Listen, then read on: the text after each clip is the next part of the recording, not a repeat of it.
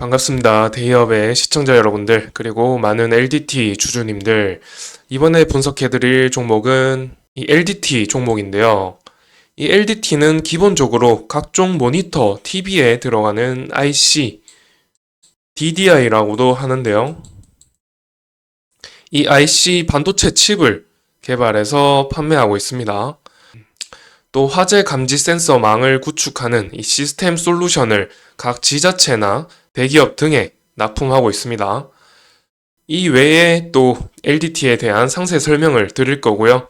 이어서 재무제표 보시면서 이슈와 함께 현황을 같이 체크해 보도록 하겠습니다. 그리고 최근 주가 흐름의 중요한 포인트를 잡아 드릴 테니까요.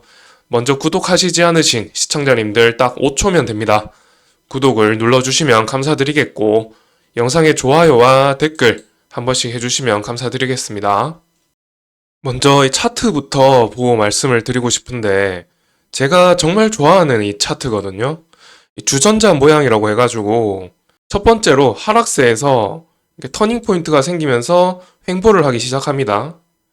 두 번째로 횡보의 끝에 이렇게 상승세가 한번 나타나고요. 그리고 마지막에 살짝 눌러주는 모습인데요. 이거를 그림으로 그리게 되면 이런 식으로 주전자 모양이 나오죠. 여기가 손잡이고 여기가 주둥이가 되는데요. 주전자처럼 좀 생긴 것 같나요? 저는 이게 주전자처럼 생겨서 주전자 차트라고 저는 이름을 지었는데요. 그러면 과연 이 주전자 차트가 나올 것인지, 이 눌림목 이후로 이렇게 상승세가 나올 것인지 한번 따져봐야겠죠? 이 상승 모멘텀을 한번 따져보기 위해서 그럼 다음 화면 보실게요.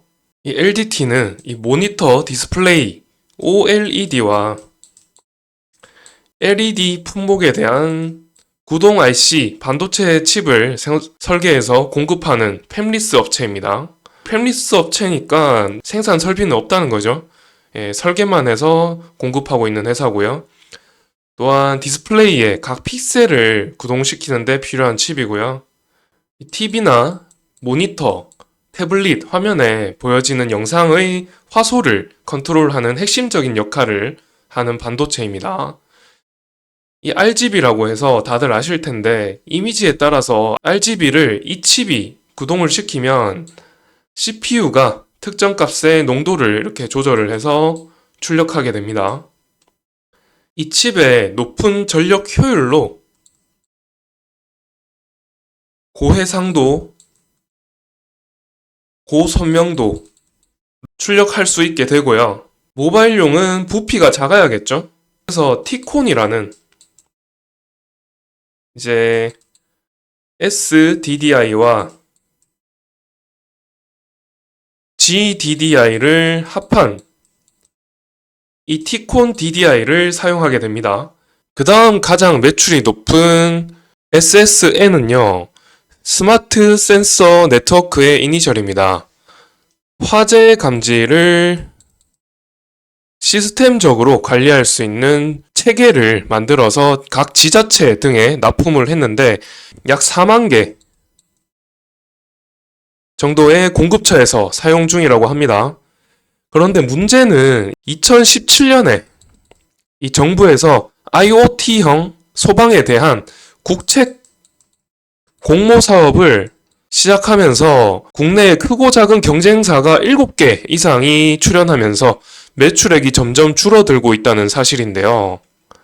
설상가상으로 이 개인이나 상업용 PC, 모바일 태블릿에 대한 수요가 확대될 것이라고 이렇게 기대되면서 수요가 급증하고 있는 가운데 이 IC 칩의 가격 하방 압력이 심화되고 있다는 뉴스 기사입니다. 그리고 중국 파운드리 업체가 생산 능력을 적극적으로 늘리고 자국 정책까지 지원을 받으면서 LDT의 수출 부진으로 이어질 것이라는 예측이 나오고 있는데요. 이처럼 굉장히 상황이 비관적인 가운데 LDT의 차트는 그럼 왜 조금 상승을 하고 있는가? 우선 매출 실적을 보시면은 OLED 부문에서 수출형이죠. 그리고 LED 부문은 내수형인 것을 아실 수가 있고요. 국내 업체의 OLED 점유율이 전체 OLED 시장에서 90%를 차지합니다. 그런데 OLED의 패널 출하량이 25년에 거의 30% 급증할 거라는 뉴스 기사도 나왔는데요. 이게 약 690만 대거든요. 이만큼 팔릴 거라는 얘긴데 단가 하방 압력이 있어도 많이 팔면 그만큼 매출이 올라가는 건 자명한 사실이죠. 그리고 앞서 말씀드린 이 SSN 부문에서 이 경쟁사가 대거 등장하면서 위협을 받는다고 말씀을 드렸었죠. 하지만 이 LDT는 그나마 이 점유율 압박으로부터 조금 나은 모습인데요. SS 사업 부문에서 매출액은 22년이고 이게 23년입니다. 22년 대비해서 약 70% 증가해가지고 23년에 34억 정도 달성을 했습니다. 그래서 저는 25년까지 이 IC 부분에서는 22년 매출 수준까지는 끌어올려질 것으로 보이고요. 22년 매출이 약 85억입니다.